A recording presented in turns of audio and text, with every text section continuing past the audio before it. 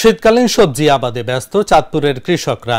সারের দাম বাড়ার কারণে চাষাবাদের খরচ পোহাতে হিমশিম খেতে হচ্ছে তাদের। তাই চাষিদের দাবি সার সহ সরকারি সহায়তা। সার ব্যবসায়ীরা বলছেন, আগের মতো সরকারি বরাদ্দ নেই বলেই বাজারে সারের সংকট ও দাম বেশি। আর কৃষি বিভাগ বলছে, সারের কৃত্রিম সংকট দেখানো হচ্ছে বাজারে। উন্নত প্রযুক্তিতে চাষাবাদ করলেই খরচ পোষাতে পারবেন চাষিরা। চাঁদপুর থেকে শিমুল অধিকারী সুমনের পাঠানো তথ্য ও চিত্রে ডেস্ক রিপোর্ট।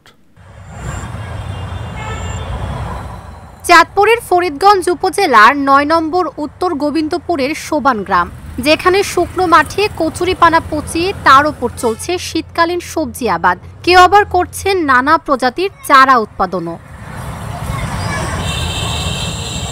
এত পরিশ্রম ও খরচ করে সবজি আবাদ ও চারা উৎপাদন করতে হচ্ছে, তাই চাষিদের চোখে মুখে হতাশা। খরচ পুষিয়ে লাভ হবে তো নাকি লোকসান গুনতে হবে?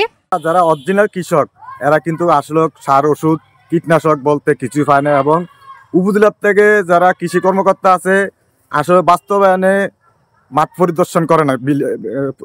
যারা ফসল করে মাঠ যারা আপনার এই গৃহস্থী না করে, ফসল না করে, যত বীজ সরকারি অনুদান সব ওরা নিয়ে যায়, কিন্তু আজ যারা অরিজিনাল কৃষক যারা এরা কোনো মানে সরকারি অনুদান পাইতেছে না। আমরা বিল থাই হাজে বাইর যাই, আঙ্গ খবর নাই।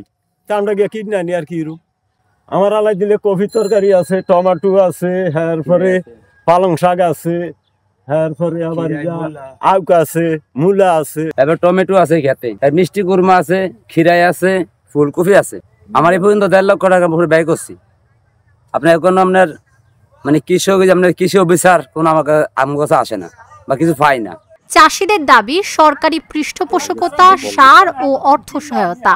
তরকারি চারা সহ শুরু করে আমার বেগুন চারা, টমেটো চারা, কালা বেগুন, তারপরে শীতকালীন মানে হুড়োই মানে কুরমা শাক হইতে লাল শাক হইতে শুরু করে শীতকালে শাকসবজি আর কি। তখন আমরা কিন্তু এই সরকারি কিছু যদি সাহায্য হইতাম তাহলে আমগো করতে একটু ভালো হইতো। বুঝলে লাল চারা, মিষ্টি কুমড়া চারা, টমাটো, কালা বেগুন, মরিচ, এই বিভিন্ন হদ আছে। আবার মিষ্টি কুমড়ার শাক আছে। এইগুলা চারার মধ্যে মানে আমি 25% জায়গার মধ্যে আমি করি। তো এবার মনে করেন সরকার আমাদের একটা কিছুই দেয় না, বলে এক সড়ক সার বা একটা টাক সার হাইলে সারের একটু উপকার হইতো। মনে করেন যদি 10 কেজি সার হাইতাম তো অনেক দূর আগাইয়া যেতাম।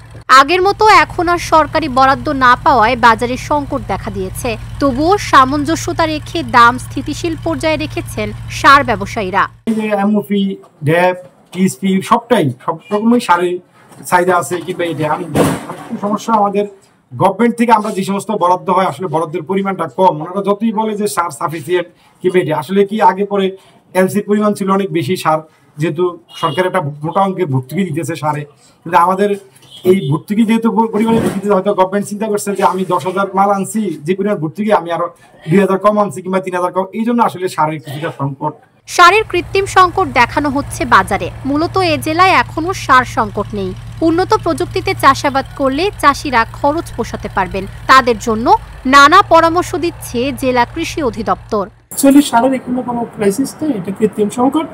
আজকেও যদি আপনাদেরকে আমরা যে তথ্য আমাদের কাছে আছে কি পরিমাণ সার চাঁদপুর জেলায়, তা আমি আমাদের যে তথ্য উপজেলা থেকে প্রাপ্ত, এতে প্রায় 4,000 মেট্রিক টন ইউরিয়া সার মজুদ আছে আজকের দিনও চাঁদপুর জেলায়। তাছাড়া টিএসপি সার আছে আপনার 6,655 মেট্রিক টন, 1100 মেট্রিক টন সার আছে আপনার এমওপি, এবং ডিএবি সার আছে 1300 মেট্রিক টন। আশা করি এখনো আমাদের চাঁদপুর জেলায় কোনো সারের ক্রাইসিস নাই এবং হবেও না। এবছর চাঁদপুর জেলার 8 উপজেলাতে মোট 6,100 হেক্টর জমিতে শাকসবজির লক্ষ্যমাত্রা ধরা হলেও এখন পর্যন্ত উৎপাদন হয়েছে মাত্র 1,665 হেক্টর জমিতে।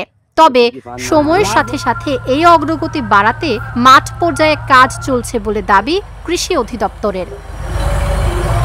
Dhaka journal news desk.